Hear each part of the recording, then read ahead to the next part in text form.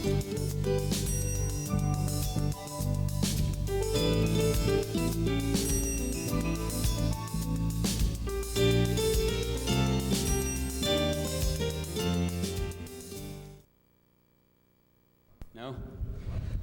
If any of us start to fade out, just yell at us to speak up or anything. My name is Brian Martin. I'm with attrition.org. We're going to be presenting today on web defacement statistics. These have been generated pretty much in the last few months, but cover the last several years of web defacements. Hopefully we're going to bring to light some interesting trends, operating systems, web servers, and more information that a lot of people have been asking us for. And we're going to conclude with Steve giving you the future of the database, how it's going to morph into an SQL database, custom queries, and all sorts of neat stuff like that. If you have any questions as we go along, raise your hand. We'll try to answer them all. At the end of the presentation, we'll take more questions, and then you can corner any of us after the talk, and we'll try to answer anything else.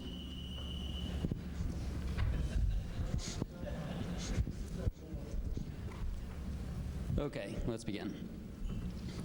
Talk's going to cover the mirror, how we operate, the statistics, and anything else that comes to mind or wherever the questions lead us.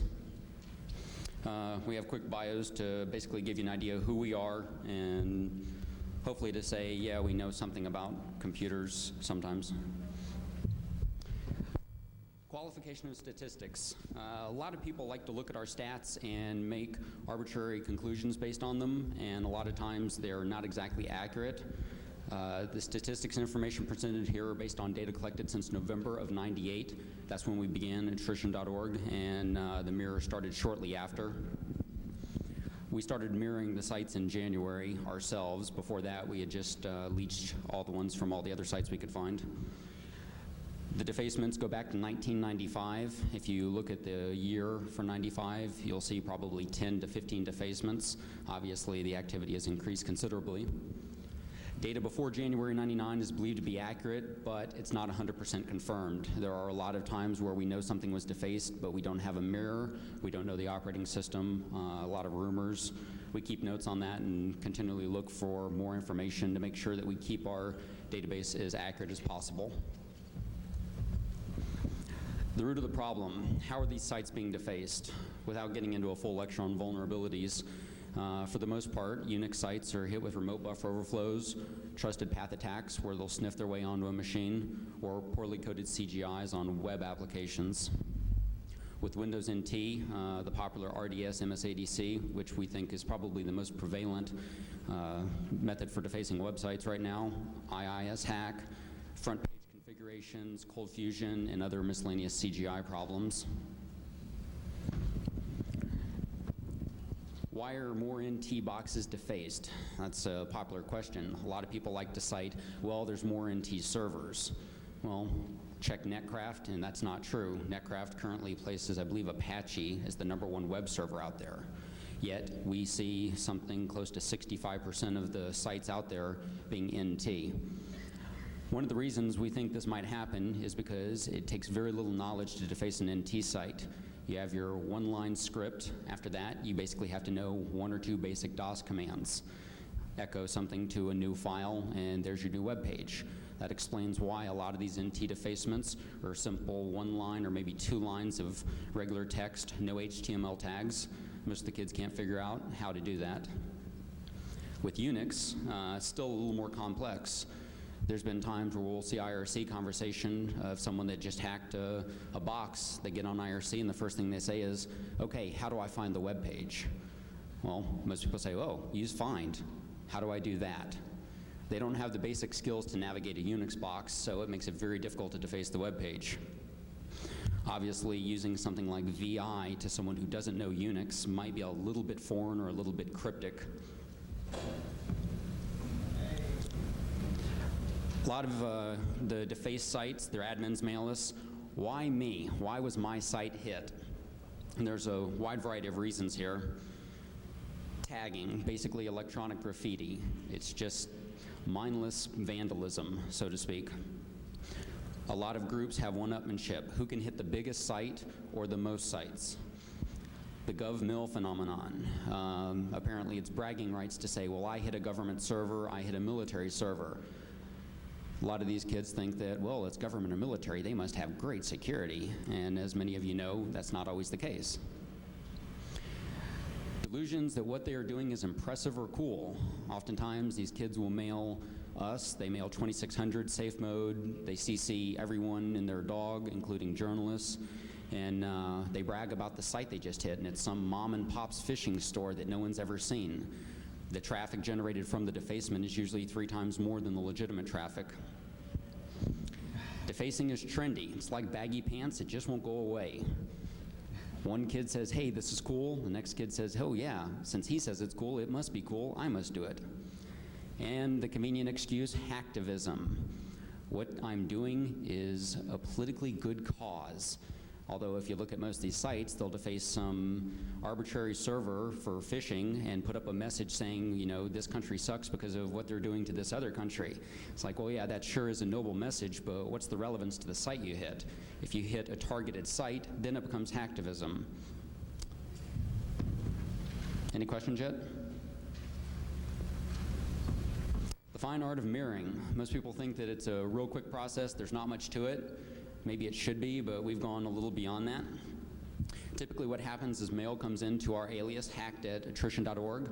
We conveniently have all sorts of other aliases pointing to it for the kids that can't spell. The mail goes to 6 people on attrition and is mirrored off-site. Staff verifies the defacement. We either use Lynx or Netscape. Oftentimes Lynx won't do it because the kids will put up a single image and Lynx won't render it. They don't have an alt tag, have to load it in Netscape. But the point is we do verify a mirror, or we do verify the defacement before we do anything. Then we run our program called AGET, named after the popular wget. We're up to version 4.5. It's an 866-line shell script. Feel free to insult us for being a little anal retentive on this one.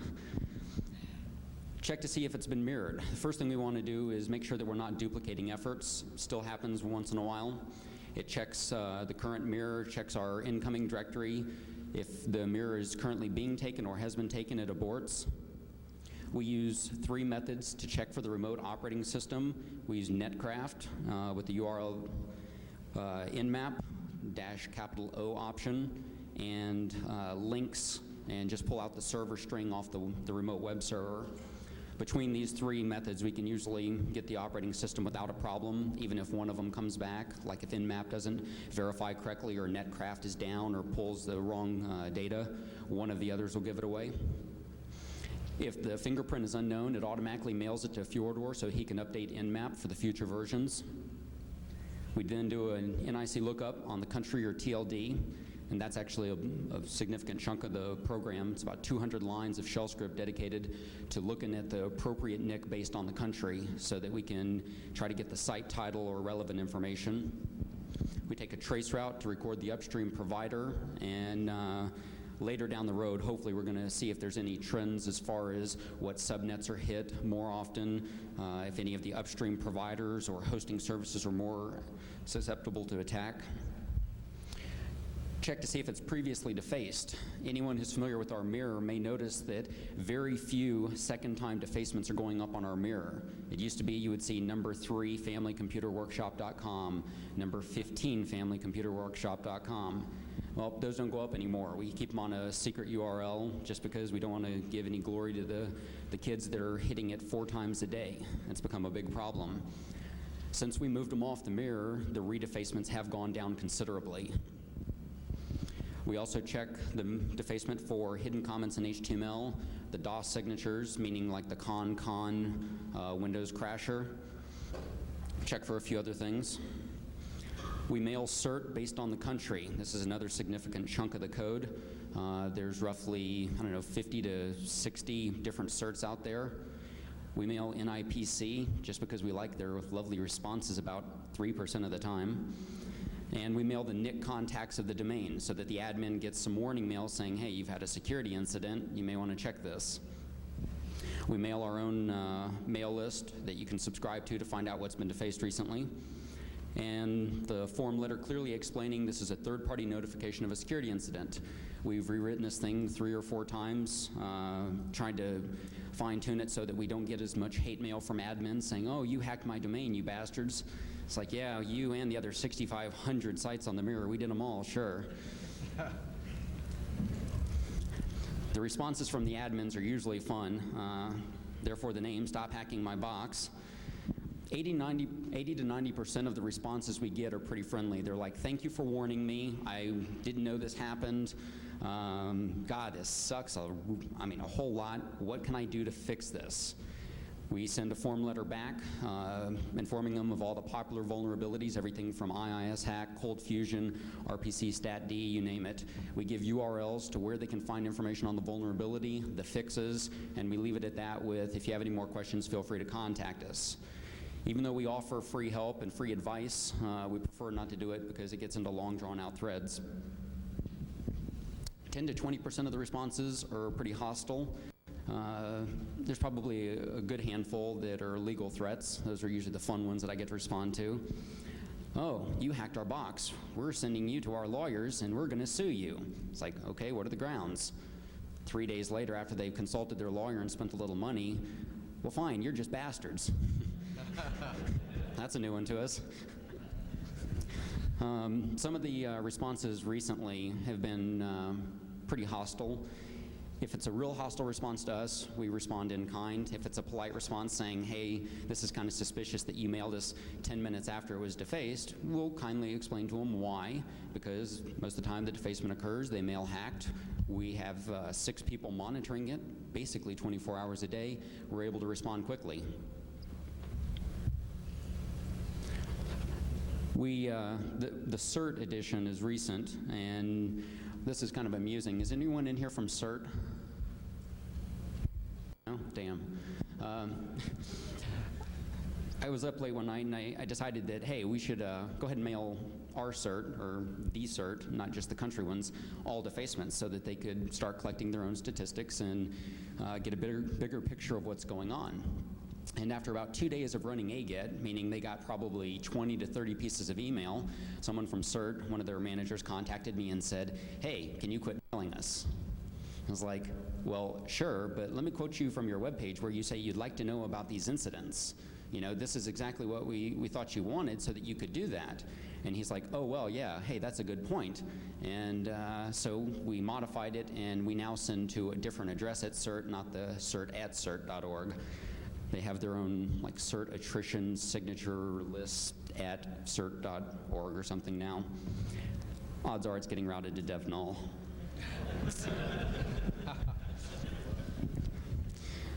NIPC, this is another fun one. This came right after CERT. Everyone knows that the NIPC is there to stop cybercrime and cyber terrorism and all those other cool words to describe script kids. Started forwarding notification to them because we figured, hey, they want to know about all these incidents. And it took maybe, I don't know, 4 or 5 days to get the first response from them, and it was polite, it was handwritten, it wasn't a form letter, and basically said, thank you for notifying, we'll forward this on to the appropriate people. Okay, well, we already did that, but, you know, maybe they'll listen to you. And shortly after that, we started getting maybe 1 out of 50 replies. Each time it was handwritten. The English in the mail was that of a 3rd grader. He couldn't spell words. Most of the sentences were poorly structured, which just chapped the ass of Null because one of our staff members is just really picky about English. And Null started replying to the NIPC with grammar corrections.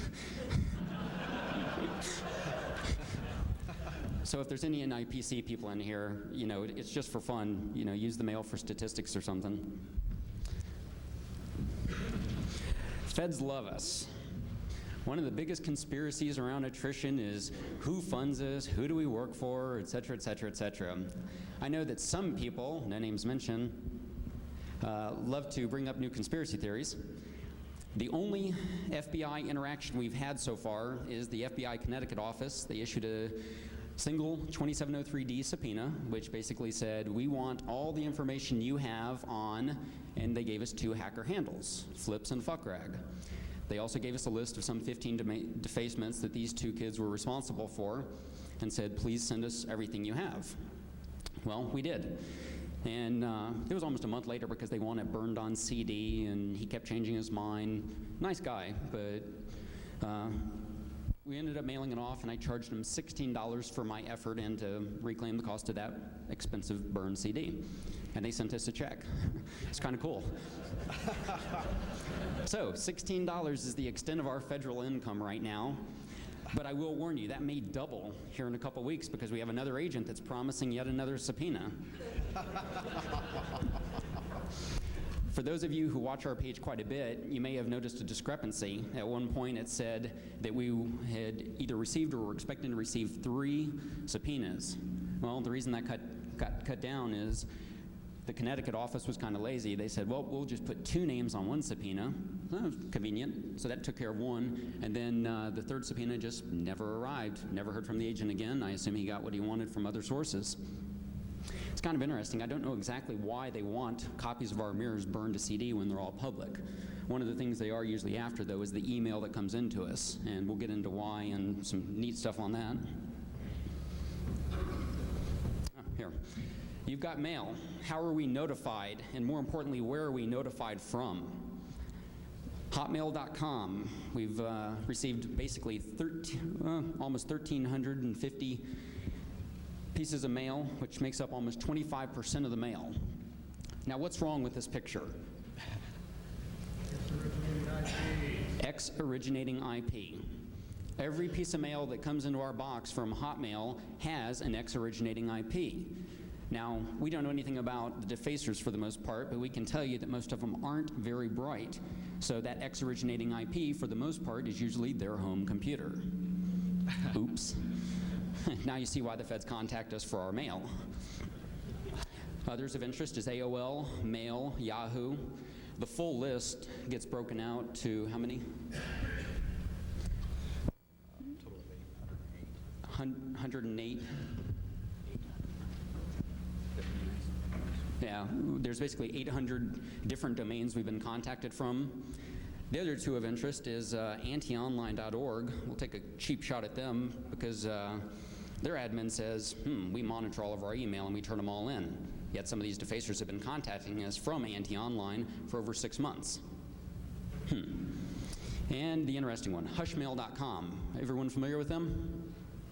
Basically a pro-privacy, we won't reveal anything about our users short of a federal subpoena. Not even 1% of the mail comes in from Hushmail, and they give out free accounts. Not bright. We were contacted maybe 6 months ago by various members of different defacing groups, including Global Hell. And they said, yeah, when we were raided, the FBI agents were holding printouts of your mirror in front of our face saying, did you do this?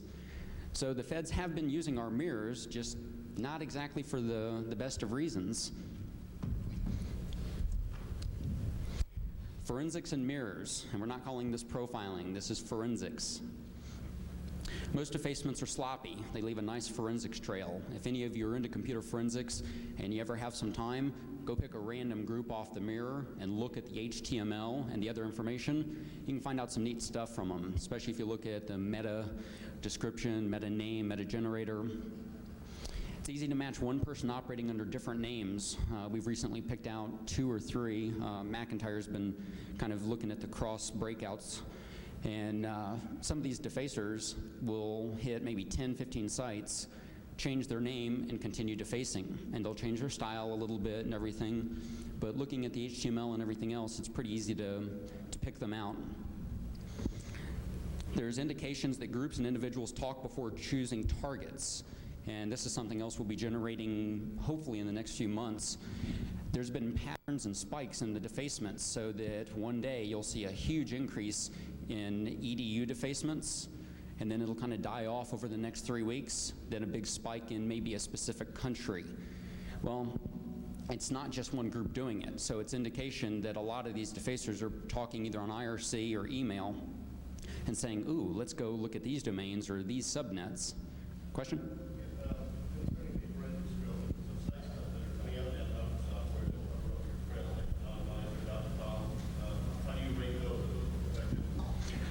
The question was sites that come up like anonymizer.com, and They probably are effective, but they're foreign to most of the kids. I mean, we see very little interaction with them. Almost every defacement has some kind of one thing or another is sloppy, either how they contact us or information in the field, signatures, you name it.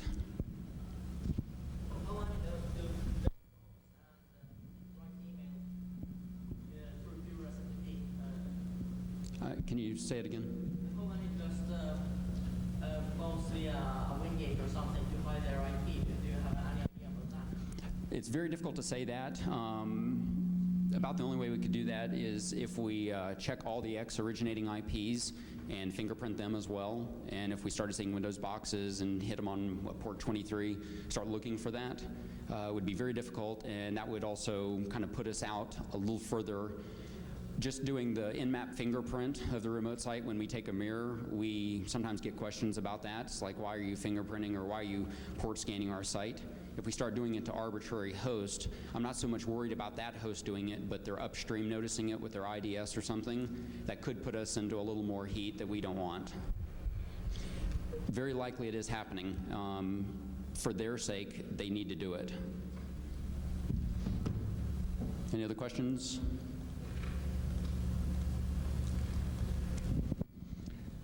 Linking between two defacers.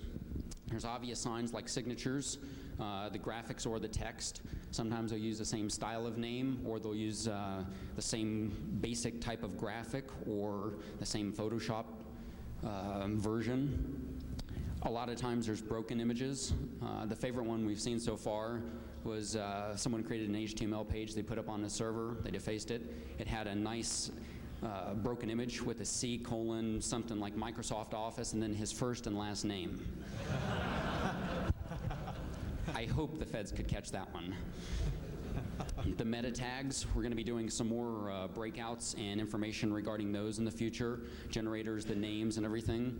A lot of times you can start to link who's doing what between them, but the description or their name will appear in them.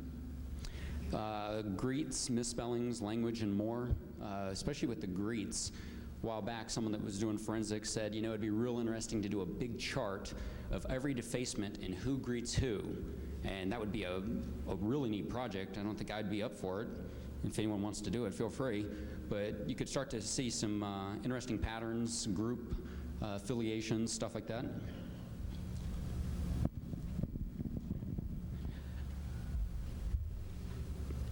We also have an advantage of linking between people when they mail us. Oftentimes, they will flat out say, ooh, you know, put this mirror up as this name, and they're contacting us from their old name.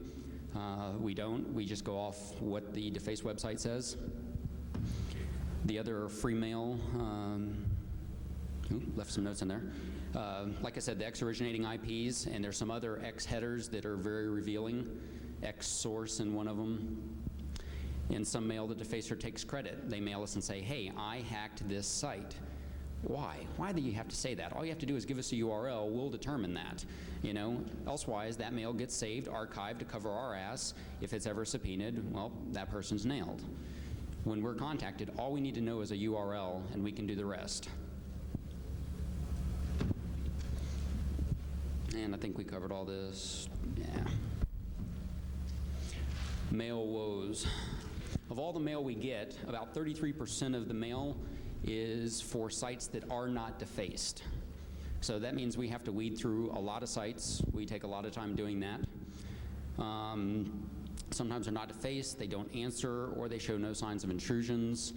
Sometimes we just miss it because it's a huge site and they put some real small signature that does prove that they were there. We just missed it. Sometimes we receive mail of a defacement before it happens. Usually this is only a minute or two. Any mail that warns us of a site being defaced in advance, we are legally responsible for notifying the proper people, whether it's the administrator, the FBI, or local police, whatever. The mail that the kids receive in response is usually very hostile. We tell them never to mail us again, to go kill themselves, because it puts our fingerprints in their logs before, during, and or after the hack. Obviously, that somewhat implicates us. We're often accused of encouraging defacements. This is far from the truth. If one day I get motivated, I'll put up a whole thread of email of us having correspondence with the defacers. We are always encouraging them to quit. We have gotten, I believe, 3 defacers to just completely give up on what they're doing. We convinced them that what they're doing is not cool, it's not hacking, it's not productive, there's no valid reason. They said, hey, you're right, you know, I'll move on to something more productive. Odds are we've berated and insulted most of the defacers for their activities. We've questioned them, encouraged them to stop, and we're not the only mirror. People say, oh, well, you know, they're just doing it to get up on the mirror. Maybe so, but if we go down tomorrow, 2,600 safe mode and 50 other sites are going to pick up the mirrors. We like to look at ourselves more as a news source, and we don't encourage the kids any more than the local news encourages arson. Question?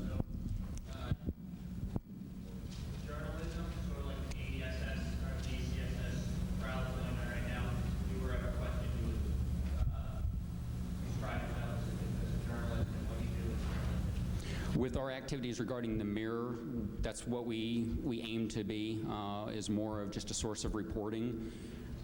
We've long considered actually doing a little more with it as far as like a newsletter or doing more analysis, most of which is not done for lack of time.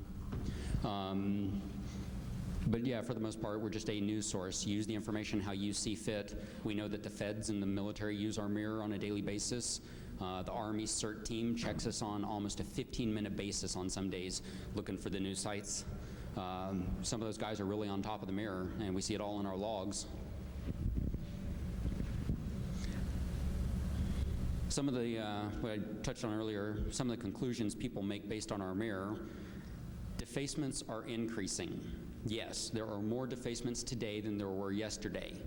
If you qualify that question, it's true. If you leave it as just defacements are increasing, no. It's roughly the same percentage compared to servers deployed. We have a question mark up there because we want accurate operating system statistics based on you know, some reasonable scientific method or anything. We've tried to get Netcraft to give up some of their information. They won't share it. I think there's been 1 or 2 other groups that have some of the information. They won't share it. So we don't have a way to really compare the defacements versus how many operating systems are deployed or in use. A lot of people like to quote our mirror and say, this OS is more secure. No, it's likely the OS has not been audited or tested, or it's not deployed as much. Saying OpenBSD is more secure, well, maybe so, but don't say that based on our mirror. There's just not nearly as many OpenBSD sites out there as there are BSDI or FreeBSD or NetBSD. And that's one of the things we've been trying to derail in the media, is making conclusions like that based on our mirror. Let them make the conclusion, just don't try to back it with our statistics. We're going to do one little slide of, we're cool. Why are our mirrors better? All of our information is public and free. Everything we have basically is up for the world. We notify sites of the intrusions as we learn about them. As far as I know, we're the only mirror that does that. We are trying to take on as much of a friendly and helpful approach to this as possible. We collect more information about the site regarding the upstream, fingerprint, the operating system. We provide mail lists to keep people informed, which are very popular among federal agencies. Almost every government or military server that's hacked, the next day their admin will subscribe to one of our lists. We provide breakouts by group, TLD, or organization, and we'll get into that more. Steve's going to show you some real cool stuff we're going to work on. And we provide comprehensive statistics, which Matt will cover here in just a second.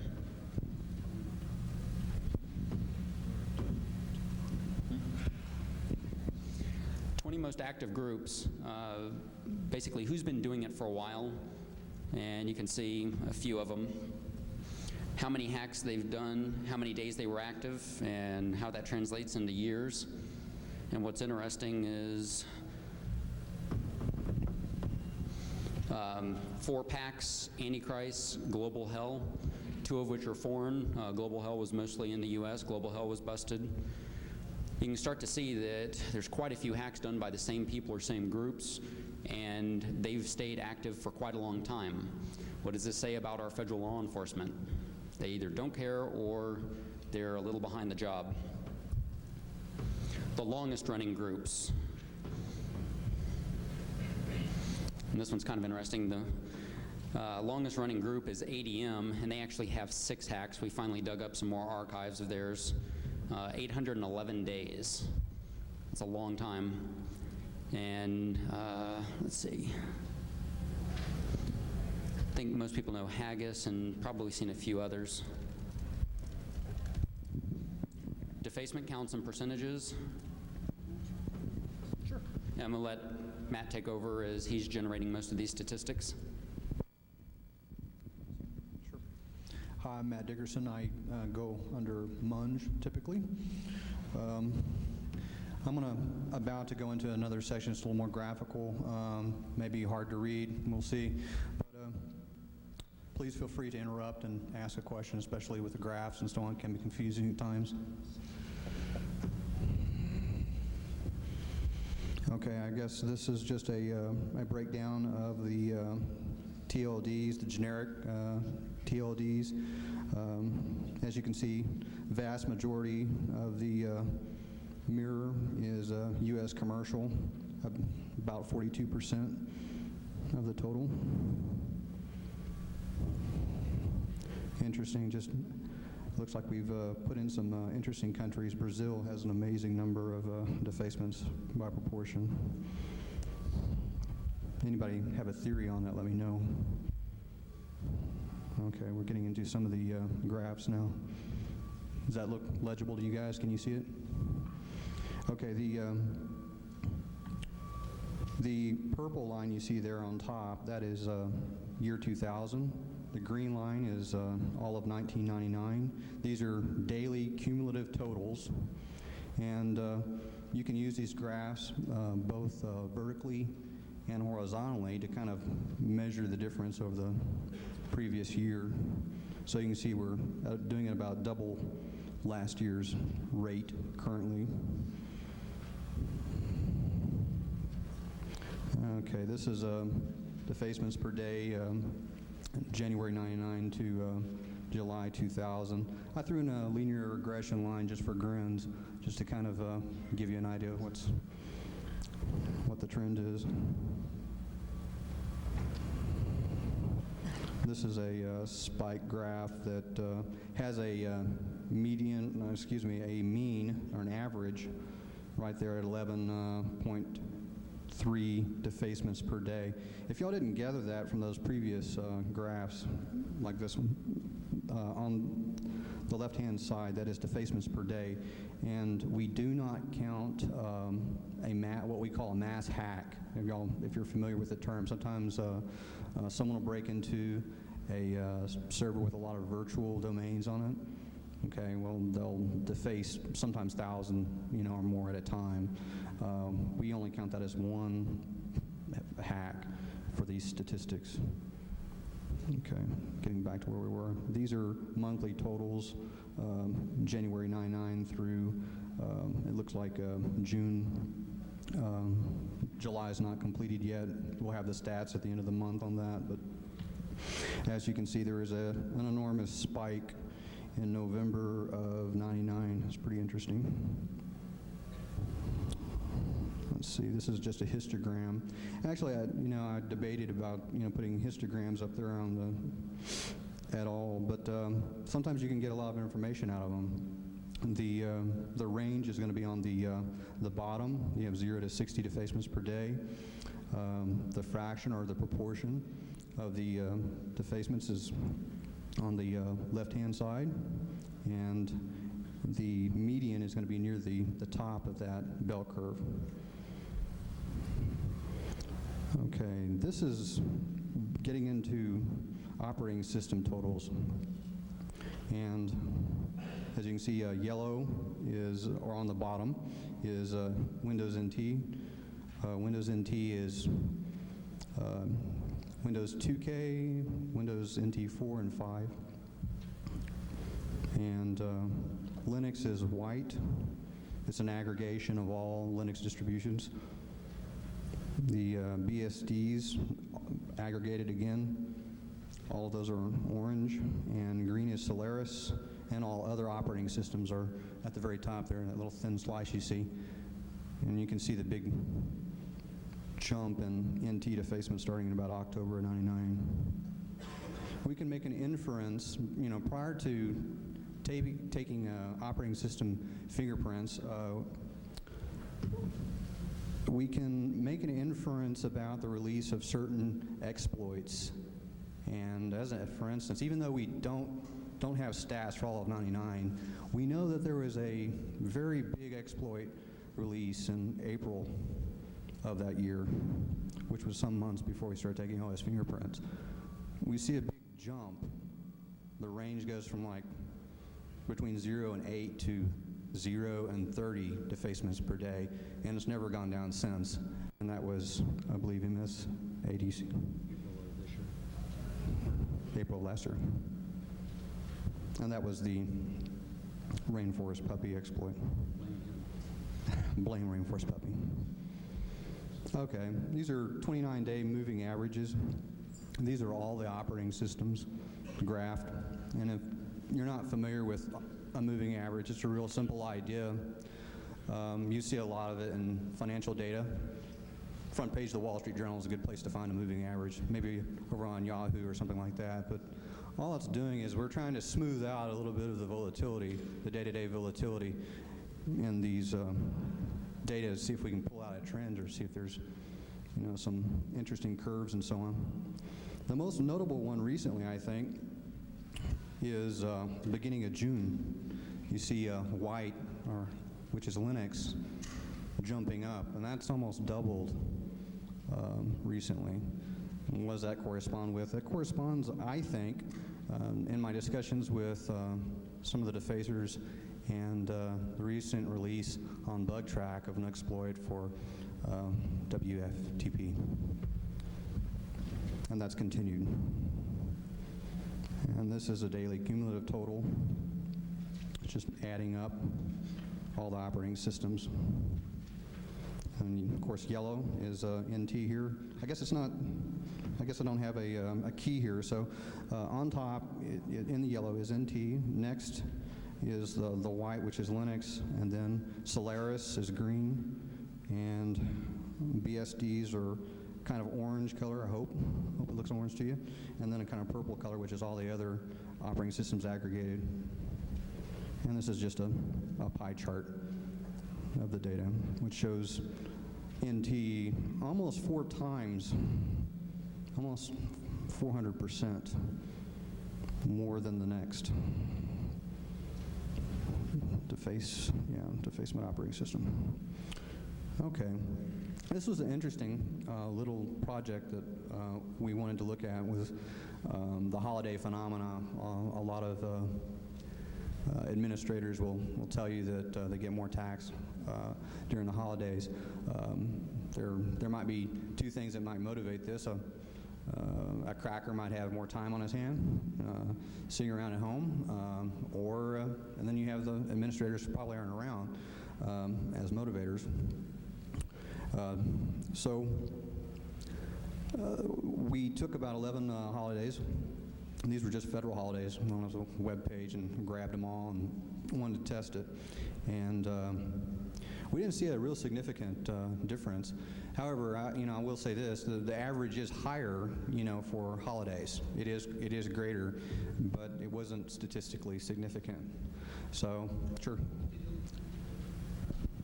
you look at summer? I'm sorry? Did you look at summer, the entire range of summer? No, I haven't. That's a good follow-up that we need to do.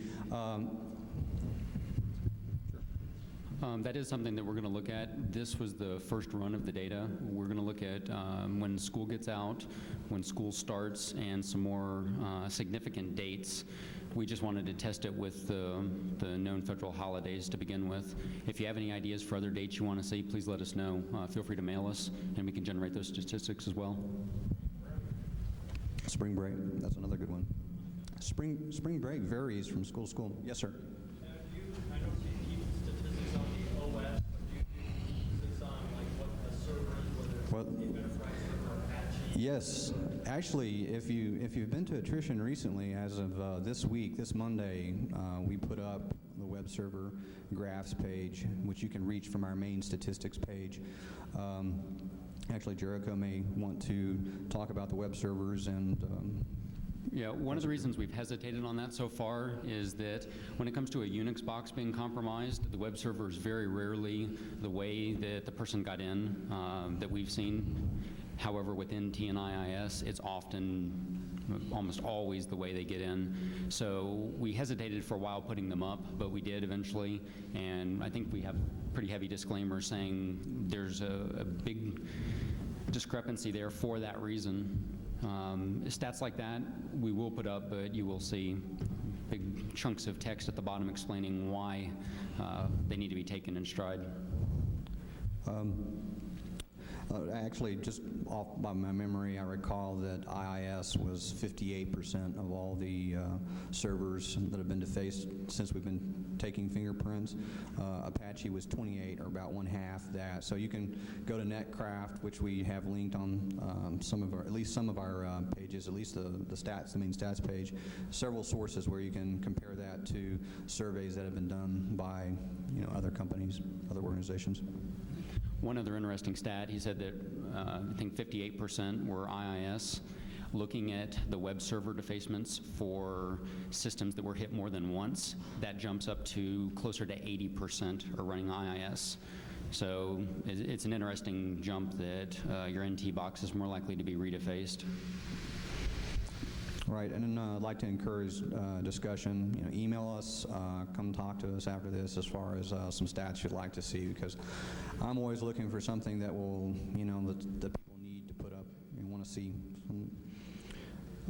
Okay, getting back to the holidays real quick, and I'll finish this up. We hadn't seen a significant increase except in 2 days for the data that I had, which ranged from 1999 to earlier this month. It would have been in July, maybe mid-July. And only New Year's Eve, 1999, big date, right? You know, it's Y2K. We did see a significant difference in that date, and in July 4th, 2000. I have no idea why July 4th this year was so different from last year. But so we hope to go into this in quite a bit more depth. And I'm going to turn this over to Whirlwind. Any questions before we move on? Hello.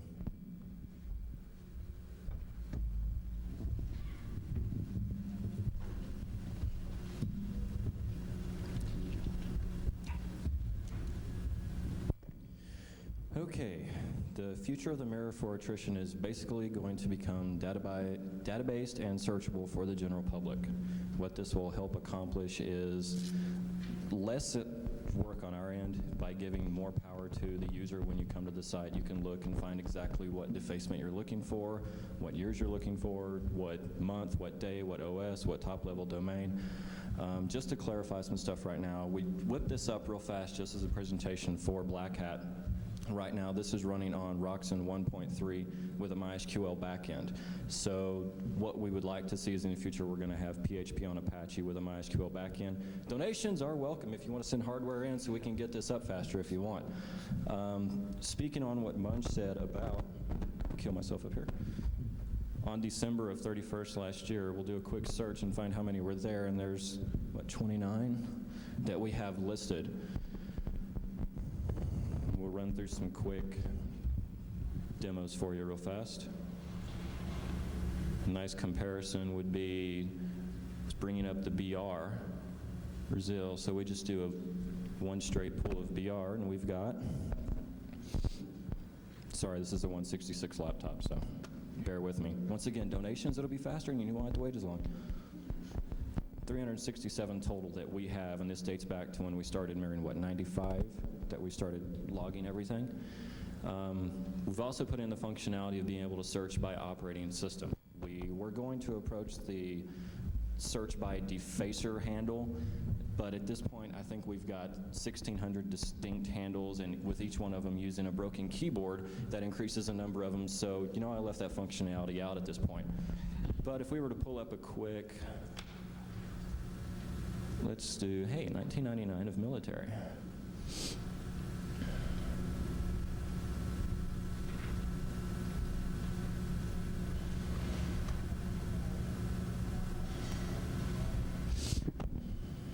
We've come up with 92 that we have. Right now, you'll see anything with a 99, the first start of 99 through. We don't have any operating system recorded because we didn't actually add the functionality of fingerprinting the actual servers when they were defaced until probably August or September.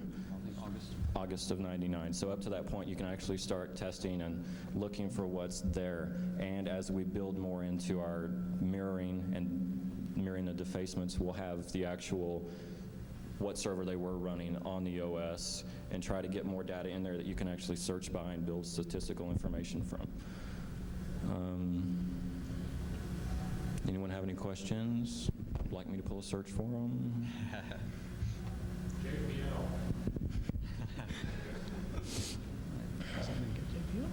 Yeah, well, he's got NASA.gov. Where does he want? There's NASA.gov. Oh yeah, that's there.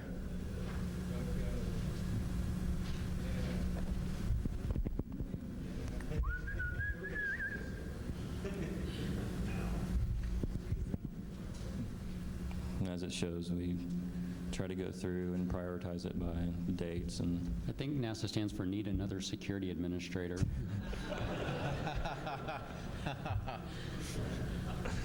if we were to pull all just open Linux, well, no, I'm not going to do that. OS, anyone?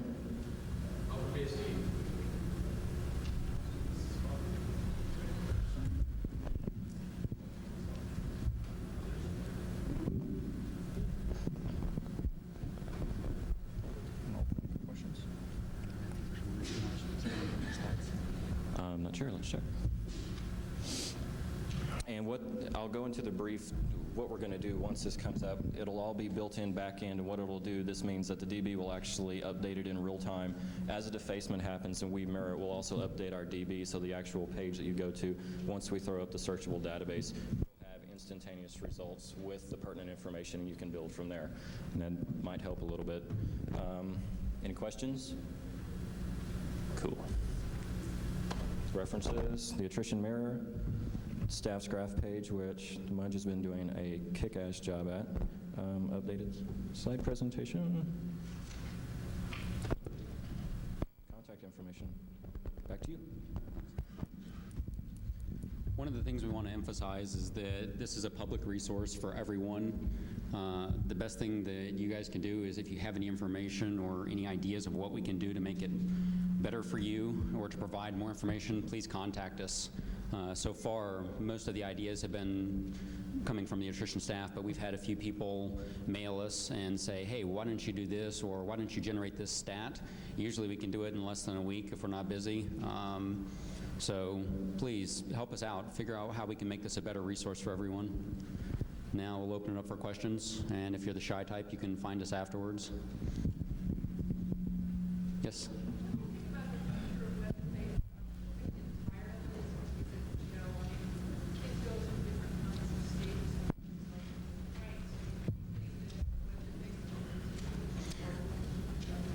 The question is, do we think that web defacements will get old or boring? We certainly hope so.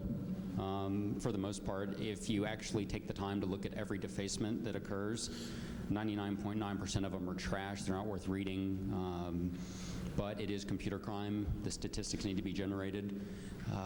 Hopefully, someone will realize that, wow, we're not putting up a good message, and maybe they will only deface a server if there is what they consider a worthwhile cause, which obviously will be up to them. But hopefully defacements will go down and we will see higher quality of anything.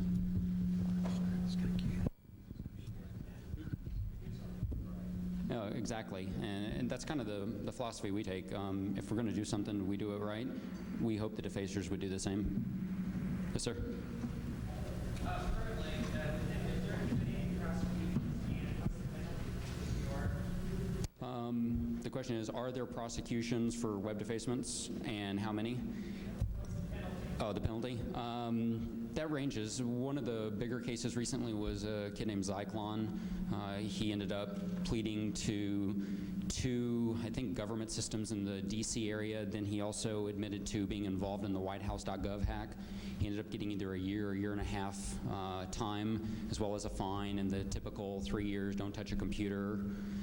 some of the global hell kids, they ended up getting either probation for X amount of time, don't touch a computer, a fine.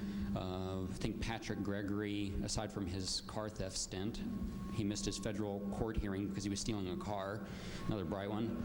I think for the computer crime, he was sentenced to like 6 months in jail. Most of that, you should be able to search.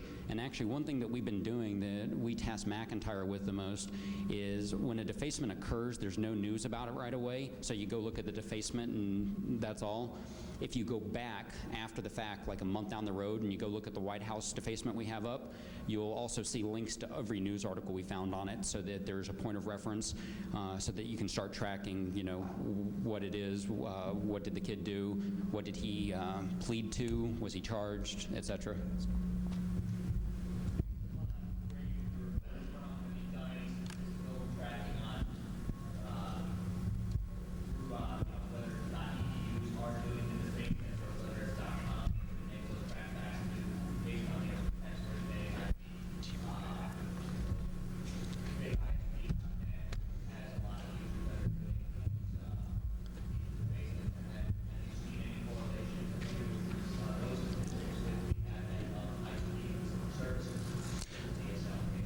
The question is, based on the X-originating IPs that we get, have we done any statistical analysis of where they're coming from, if they're prone to come from a specific domain? No, we have not. One thing that is slated to be done is more analysis of that, starting to do lookups on them. Once the database is done, that IP will be put in. It will not be visible to a public search for obvious reasons, but however, on our side, we can start to track a little more of where it's coming from, starting looking at nationality. I've had other ideas, and some of these might put us a little bit into the frying pan. One is to, every 30 days, or 30 days after a server's defaced, go fingerprint it again and start to get an analysis of who's changing web servers as a result of the defacement. If someone finally said, screw it, NT's insecure, I keep getting hacked, I'll move to Unix, or vice versa. We plan to do a lot more with that, but it's got to wait for the database to make it more functional for us.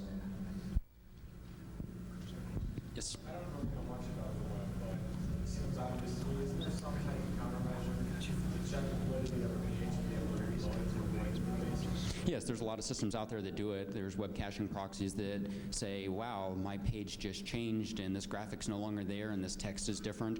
Reload it. I can't remember where I heard this from, so I can't say who's doing it, but one of the big agencies is moving to exactly that kind of system.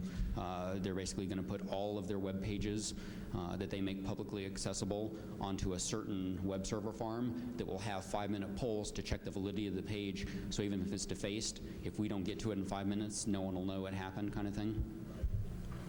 And that's one thing that we didn't bring up. One of the reasons that we mirror these is a lot of times, and actually I think Comega had the biggest argument with an admin. An admin said, oh, well, you know, it was only up for a few hours. No one knows about the defacement. If you take it down, no one will ever know. And it's like, well, wait a minute, you know, you can't do that to your users. You need to let them know that you run an insecure server, that their email may have been compromised, their credit cards. We don't know the extent of the intrusion you do, but you can't lie to your users. And that's one reason that we're pretty hip to trying to get the defacement mirrored as quick as possible. Yes, sir. You said that there was a statistic based on return defacement. Is that based off of a single person, the same person feedback again, or? No, the statistic is in general. Hacker 1 may have hit it the first time, 2, 3, 4. Right, and that's what motivated us to take the redefacements off of our mirror and put them on the hidden page, is to try to discourage kids from redefacing a site. Right now, the worst on the mirror is familycomputerworkshop.com. That's why I pick on them. We're up to 15 mirrors for their site. I was talking to a coworker the other day, and I said, you know, I've never actually seen their site when it's, you know, legit. So I went, well, when I said that, the previous defacement we had for him was some 5 days earlier, so I went and loaded the site. There was number 15, took a mirror. And the actual defacement had the date, and it was the date I was looking at. You know, it's not like it had been up for 5 days. So some of these sites are getting hit, and it's got to be a running joke. With Family Computer Workshop, we all have our money that it's a honeypot, that someone's letting it get defaced so that they can see how it's being done, which kids are active, that kind of thing. Yes? I'd like to point out that regarding operating systems and things like that, it's not generally the case that an operating system or web server is inherently less secure. It's a matter of policy and administration.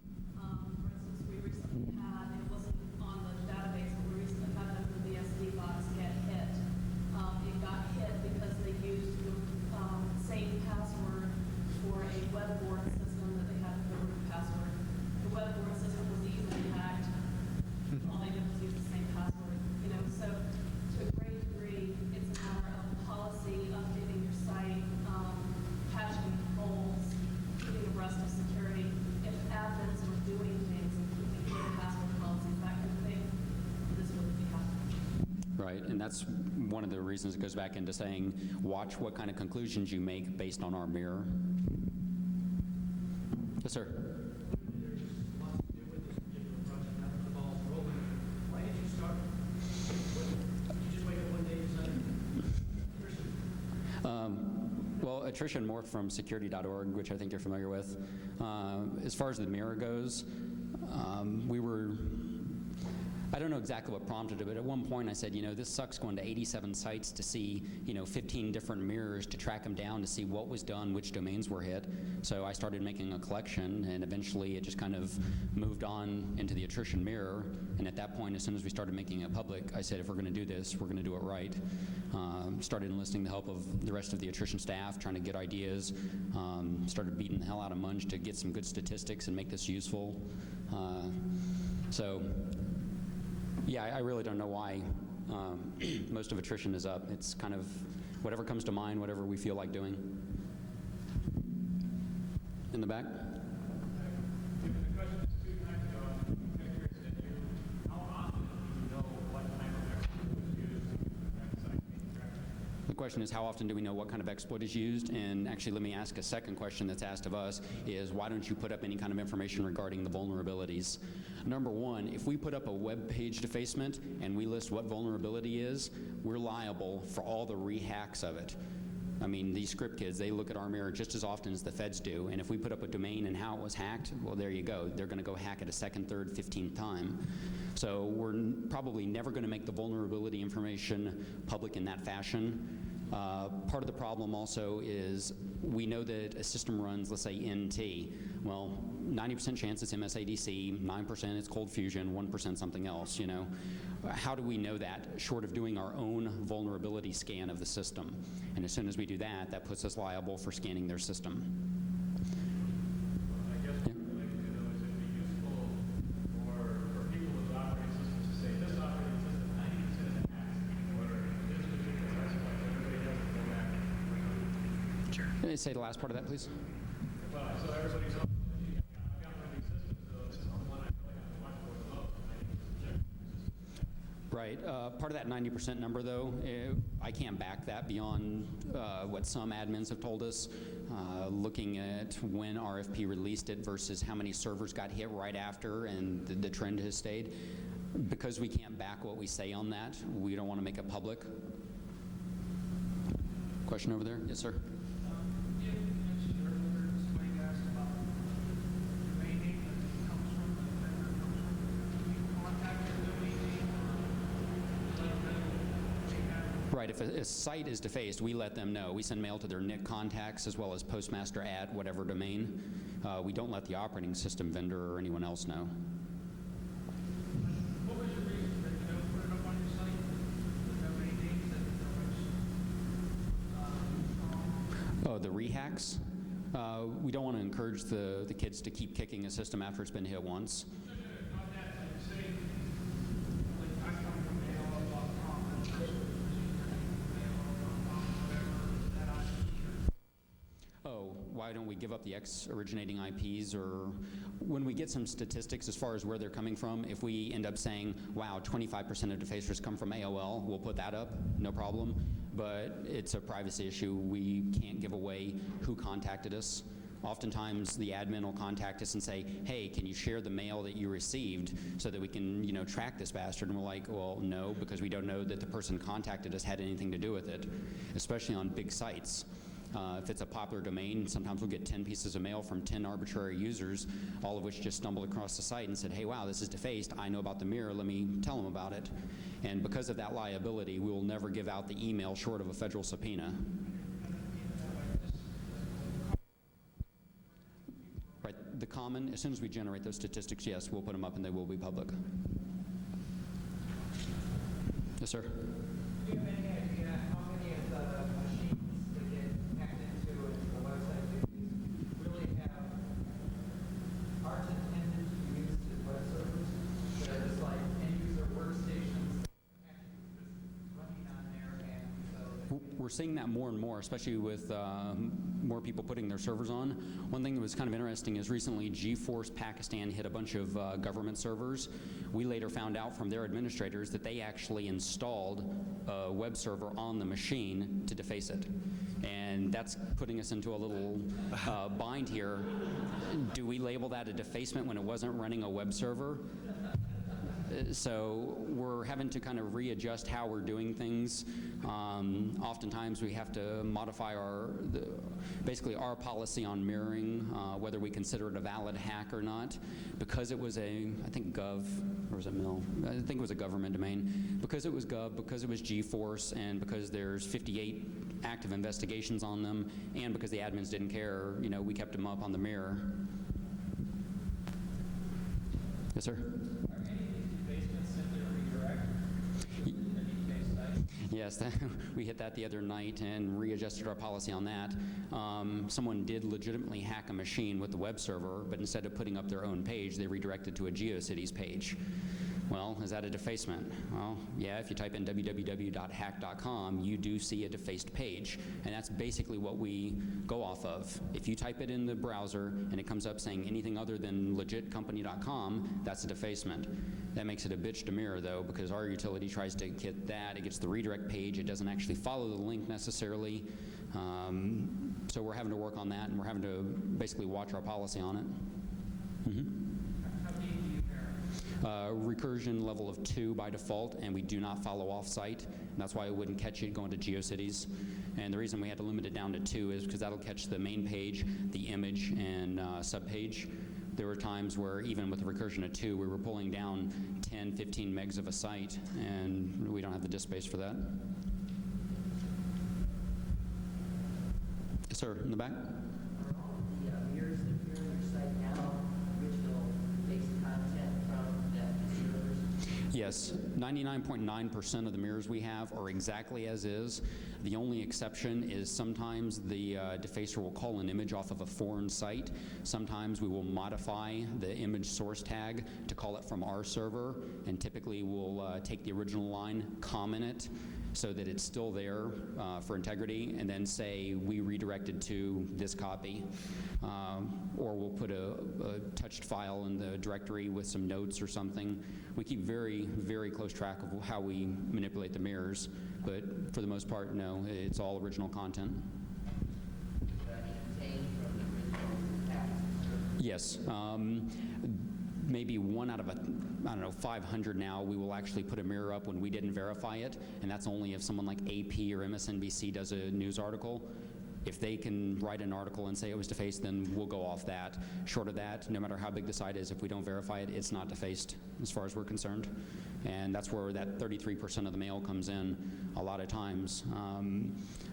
The kids will sometimes mail us back, oh, well, the admin took it down. We reply back, well, if you can't keep a server defaced for more than 1 minute, it's not defaced. I think we're running out of time. We'll take one more question, and just hit us up after this if you have any more questions. As a follow-on to the question I got started with, do you have a vision for where you want to be 5 years from now? I can't plan beyond next week. Not really. We have some ideas. We've got some ideas not only for the mirror, but the other parts of the site. We're revamping, we're redoing errata. Who knows? It's basically a whim. Anytime we have a person that volunteers to do something, we say, oh, here's the web space, have at it, let them go at it, whatever they want to do, whatever makes us happy. Attrition is fully a hobby site. We all have day jobs, so we get no money for attrition beyond the $16 from the FBI. And not like I cash that check, it's going framed. Okay, we're going to wrap it up, let the next group come in. I guess we'll head off that way if you have any questions. Thank you.